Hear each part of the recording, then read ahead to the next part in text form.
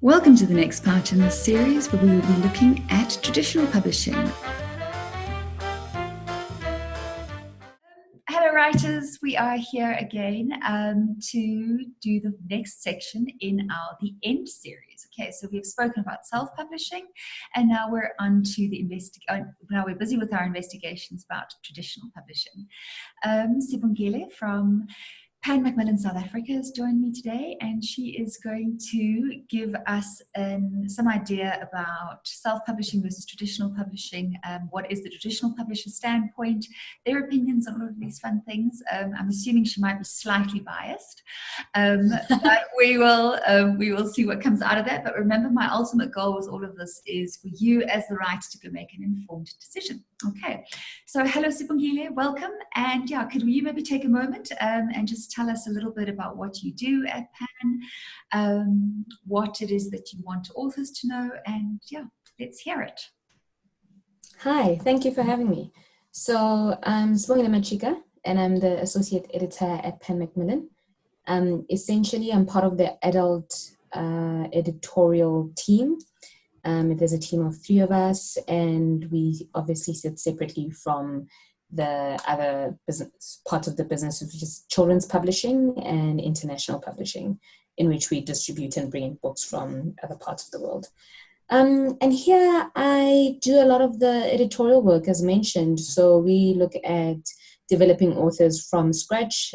Some of our brand authors or repeat authors, we work with them in developing their manuscripts.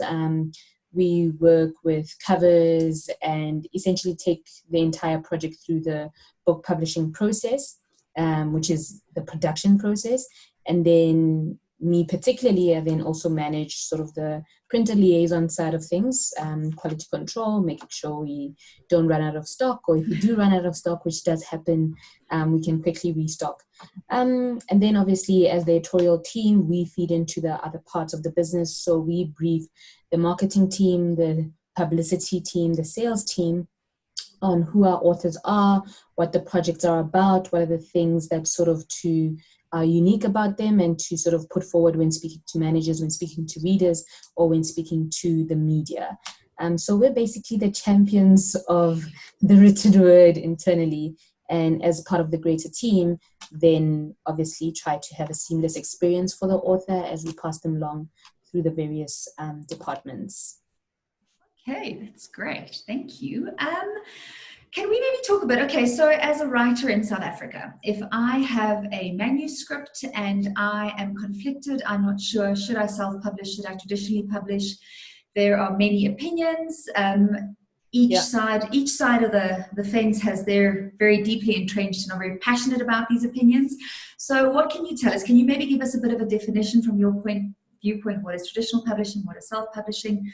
Let's chat. So what are the definitions? Okay, so yeah, I think I actually like the approach that you take to it. I think there is no better or either or.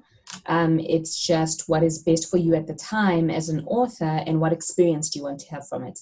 And I think just by way of definition, so traditional publishing essentially is publishing through a publishing house or media house that then also has a publishing house. And essentially, they then make the investment in creating the product. And then I think this is something that always comes up. That's not an indication or a buying or taking of your copyright. It's essentially a collaboration in the sense that you and your intellectual property come together with a publisher who thinks they can create a product, which the actual book, that they can sell and perhaps make some money from. And through that experience, they will share that with you. And that model is often a royalty kind of model. So we make the initial investment into producing the product, and you then get the remuneration in the form of royalties. Self-publishing has, I think, maybe 2 different sides to it. So there's straightforward self-publishing, which is essentially you are not only the producer of the content, but also are the person making the primary investment in creating the final product. So you fund the whole production line in terms of the book process, and then essentially are then responsible to pay all the different stakeholders and freelancers that work with you in the form of editors, cover designers, typesetters, so on and so forth. And then also the people that handle the distribution and the marketing and publicity process. The benefit of that, obviously, is that then the remuneration for you as the author is not in the form of royalties. It's that once you've covered your sort of fixed costs and other various costs, whatever you make comes straight to you. And also often you can play around with the pricing model in terms of the final product. I think the other side of it is that often people think they have to do it alone, even when they self-publish. But there are a few companies that do assisted self-publishing, which essentially is that they take on the project management side of it. So you still brief them, you tell them what you want, you still pay for everything, but you're not the one on the phone calling each and every freelancer to say, where's your deadline? Where is this? Where's my invoice? And so on and so forth. So I think, like you said, there's the three models, and I think for every author there's pros and cons to it, and it's important to understand those pros and cons and then make a decision that's best for you at the time. It's also important to say that I think that's a moving target. So if you've just written a book but also got married and had a baby, it might not be the best time to self-publish because you have a lot going on. On the other side of the scale is that perhaps you find yourself at a time when you're taking a sabbatical or you've just quit your job or whatever the reason might be, but you do have the time and capacity to take on the task of getting your book out there and publicized and doing all the work that's required in self-publishing. Okay, cool. So you've started touching a bit on the pros and cons of both of these things. What would you consider to be definite pros of the traditional publishing process? Definite pros is having a team behind you. Mm-hmm. I think as publishers, we appreciate the fact that writing a book is hard work. Like regardless of what the book is, regardless of the subject, putting pen to paper, typing this thing out, whatever the case might be, is hard work, and it can be a very lonely experience. So after doing all that, to then have to go through the admin and very real and very hard work of putting together the product, I think can be too intensive for some people and take away from the joy of writing and what you want to do. I think one of the big pros of traditional publishing is that you have a dedicated team behind you, and this team, in our case, Pan Macmillan, within our various departments have their own specialities, And I think if you've never published before and if you're not within the industry, learning all those things, learning how all these things work can be a tall order. So having a team behind you that not only makes sure that you put out the best product possible and then follow through on that, right, is a really big plus. Also that you don't drive yourself crazy with writers' issues, which are many and come in different forms. Okay, cool stuff. And then some cons of the traditional publishing process? Some cons is that, look, at the end of the day, the goal is that we want to sell a product. And perhaps I think some manuscripts, some books that the potential for them is not easy to see, or they might require a bit more work, then perhaps don't get the moment that they deserve in traditional publishing.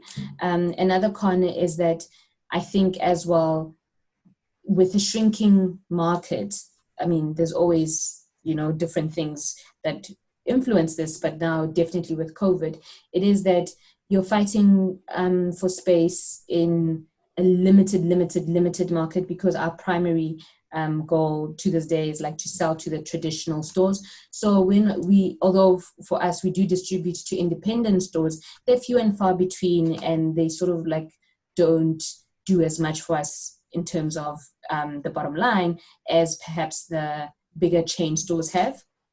And I think sometimes there are manuscript authors that do better in smaller communities, in smaller stores, and like they can find their niche, they can find their people, so to speak.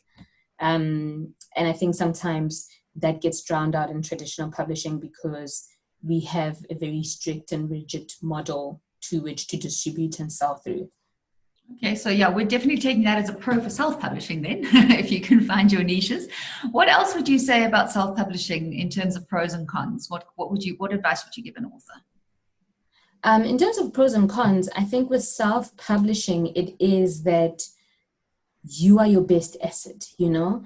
And in most instances, I find that the people that do the best in terms of self-publishing are people who've come to understand their readers, know where to find their readers. And in any space, I think all authors are now needing to engage with their readers more. So whether you are on social media and the social media you're comfortable with, because I don't think you have to be on all of them, you're constantly engaging with your author, with your readers, or whether you are doing the book club runs, you know.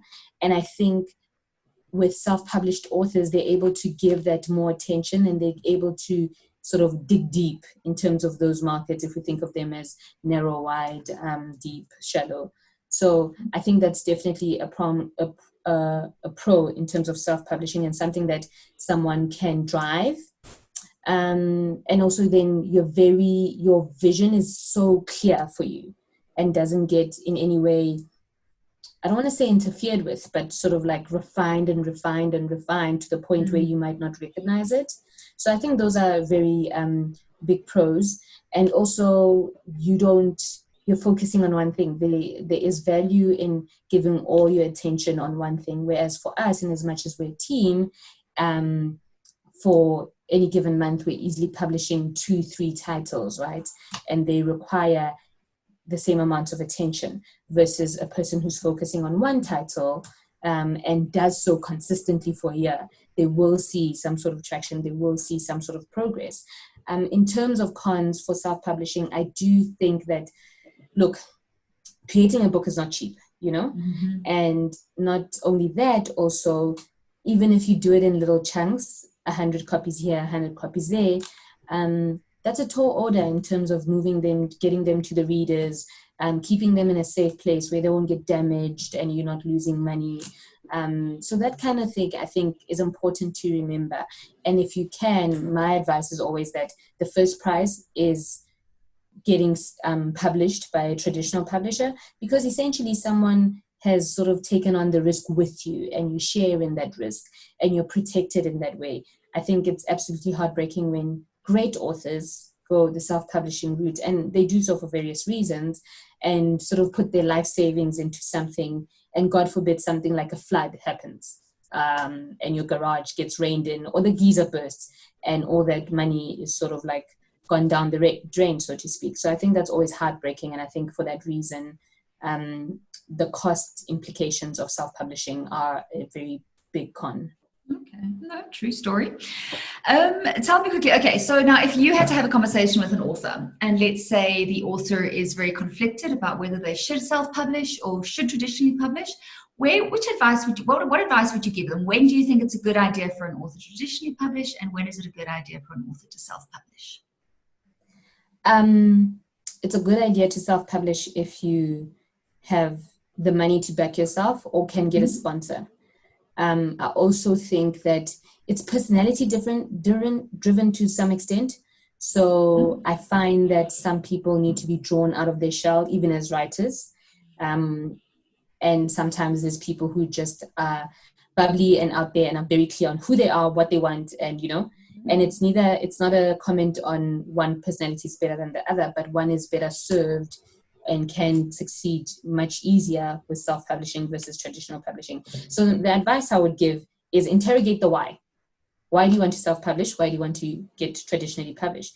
Because the notion that being traditionally published is more published than self-published, we've done away with that. That's no longer true. So you can have as much success whether you self-publish or you traditionally publish. So interrogate the why, and then decide on how best you want to spend your time. And I think for most people, they'll find that I'd rather spend my time writing. And then for that reason, I think perhaps go the traditional publishing route. And I will say that maybe it's not easy to get noticed, and maybe it's not easy to get published traditionally, but there are things that can be done to sort of better your chances. And I think sometimes half the battle is educating writers on those things, and sort of like do away with the it's not an either or. Okay, no, cool. So educate us, tell us, what are those things that would improve our chances? Sure, do your research. I think half the time we're saying no to manuscript simply because we don't publish that, you know. I think our local adult team is perhaps more visible and more known because our children's team is fairly new on the local scene. But it is that we don't publish YA, we don't publish poetry, we don't publish coffee table books. So you could have the best coffee table book on earth. And simply as a thing that we do not do, whether we don't have the capacity, the skill sets, or the kind of funds, whatever the reason, we will say no. And that's not a reflection on the book or the writer, right? So I think it's important to do one's research in terms of what's a good match. And I think we do this in our lives for so many other things, right? So if you think of which company you want to work with. Yes, there is the goal that we all need to earn, but you want to work for a company that you like, that does the kind of work that you're qualified in, and so on and so forth. So in a similar way, do your research with publishers and see what they publish. See when their open submission period is. See when their quieter times are. Just thinking about us, right? And for most traditional publishers is that the year gets very packed very quickly in terms of the books that we know we have scheduled. And then you get to around November, December, January, people go and leave, it's a quieter time. But for various reasons, over that time, I can spend an extra 20 minutes reading a manuscript, even if it's out of sight of our submission period, you know. Ask around. I think a lot of authors as well, again, coming back to that, engaging with their readers, if you send them an email or a DM or something on social media, they'll sort of get you started in terms of go speak to this person or that person. So knowing what the people publish and then being courteous just in your approach, right? So I need to know who you are. I need to know what the manuscript is and I need to know what is it about. More often than not, I think people in the industry, we do love the written word. We want to publish everything that's publishable. And we are champions for authors.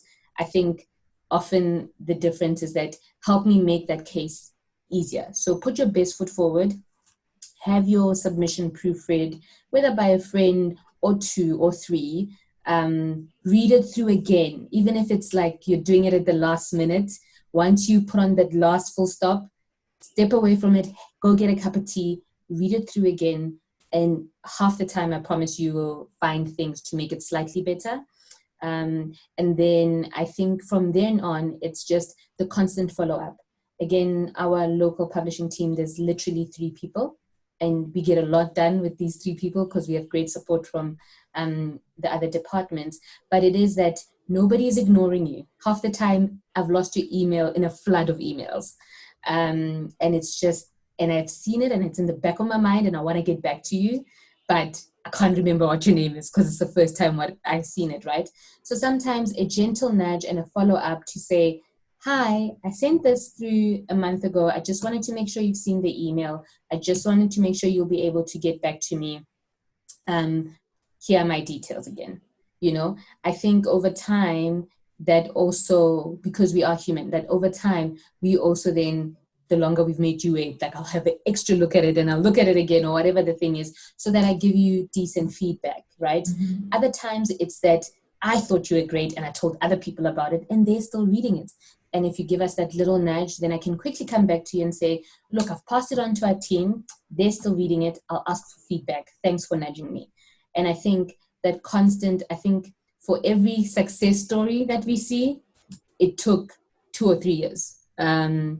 And again, that's a question of like strategies. That's a question of timing. There's various factors. Mm-hmm. But it is to almost trust the process. And I know that sounds like very pie in the sky for writers, but it is that trust the process. And with every submission, the nature of writing is that with every submission, you get better. With every chapter, you get better. So it's not sort of like a lost effort, I want to say. So yeah, I think follow the instructions if people have instructions and open submission time slots. Otherwise, just make a calculated guess. Everybody is less busy in early January or in December, and that's probably a good time to send in your manuscript. And I think, know and believe that we are rooting for you, and if we could publish it, we would. If you send me an email in January going, yeah, what have you done? Why is everyone sending me manuscripts? Remember, you said it. Yes, no, I will not hold that against you. No, cool stuff. You mentioned earlier about traditional publishing and copyright and stuff. Could you maybe just explain to us a little bit about who owns what in this process? Sure. What belongs to the publisher? What do you pay for? What does the owner, or what does the author retain? All of those things. Yes, I think that's a great question. And I think a lot of the time people end up sort of doing self-publishing because they are scared or don't understand some of these things. So copyright is what we call something like a moral right. So it's inherent, like just by virtue of being the person who created the original work, you are the owner of the work. And essentially, if it ever even comes to a dispute, you would only have to prove that you are the first creator of this original work. And that's easily solved by sending yourself an email. So one of our writers, after every chapter that she writes, she sends herself an email so that she has the last version, first of all. But also, it's an easy way just to keep track of things and to know that she's created this work, right? And essentially, no one can take that from you. I think I don't even know of any publishers that write in, we want to take copyright of something. I think that only happens in the instances of people like journalists or script writers, where their very job essentially says, the work I'm creating is for this institution. So then you have been commissioned and remunerated for creating the work. That's something very different in terms of writing in the publishing sense. So in the publishing sense, as the content creator, you retain the copyright, and then you license us to create the product. So us as the publisher own how the book is designed. We own this particular cover that we've created. We own this specific ISBN. And in that analogy is that then, if for whatever reason our relationship ends and the rights revert, you're then able to publish a similar kind of work with a different publisher who will then create a different product. So perhaps they call it something different, and even in the case where they don't, but they've designed it differently, the cover's different, it's a different ISBN, in which case we would call it a separate edition in the publishing sense, right? Then you're allowed to do that because those two things are not the same. So we're creating the final product and you own the intellectual property, which you can use in different ways at a different time. But for the time that you have licensed us to create and distribute this product, then the product belongs to us and we pay you for that licensing essentially, as opposed to for your copyright, right? And then within this whole thing of publishing, because again, the intellectual property is yours, this intellectual property can exist in different forms. So let us say somebody wants to create a film from the book. That's a different product, that's a different project. Then depending on whether you have an agent or if it's written in your contract, that person approaches your publisher and acquires the right to then produce and create a film based on your intellectual property, right? And maybe, yes, they found it because we created the book or whatever the case may be. And then even in your contract, then it will stipulate how the remuneration works in terms of that. So authors are only, from a lack of another phrase, what they're selling is the content, and they're licensing people to use that in different ways. So to create their product and to distribute it in different ways. That's why sometimes you also see that South African publishers will only have the right to distribute in South Africa. And then the same book is then acquired by a UK publisher, and the UK publisher can only sell in the UK because what the writer has is the intellectual property, and that can exist as different products. I hope that makes sense. I think that's the best way I can explain it. It does, yeah, and it's surprisingly not a lot of legalese, so that makes sense. Thank you. Okay, all right. Just in terms of what you guys are looking for in the adult fiction market, what would you tell writers? What should we be writing now for the 2021 submission window? For our next submission window, I'm not sure it's going to be 2021, but whatever it might be, is that Pan, and I think the trends in the industry is that we're looking for a lot of commercial fiction.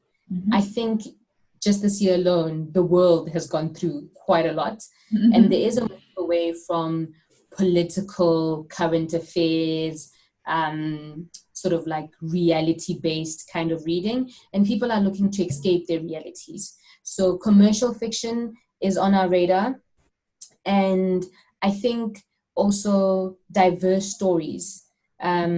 So, and from different parts of the world. And I think there's a place for all of them with different publishers. So commercial fiction, a lot of stuff that's narrative sort of led, a lot of stuff that you sort of care about the characters and they become a part of your world and your family, that you relate to their experiences. That sort of stuff is really big right now.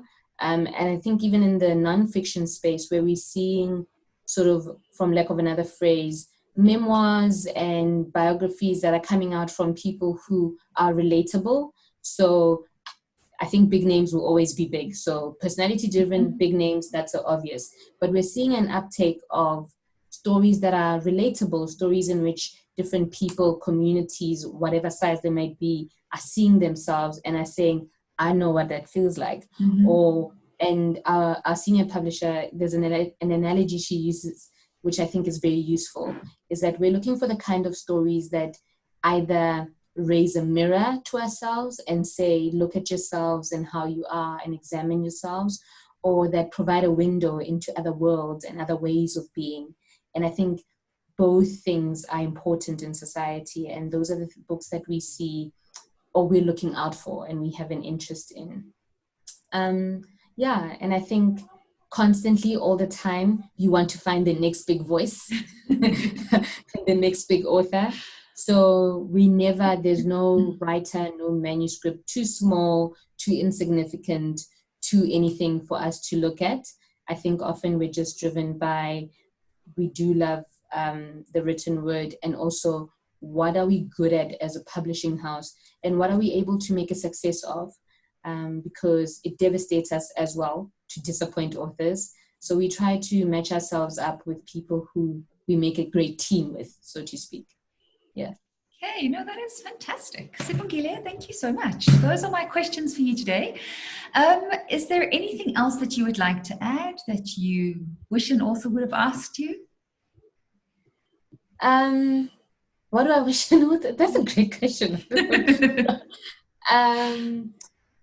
I think I would like to add, firstly, if you're a South African writer, if you're any writer, I hope you are as much a reader as you are a writer, if not more.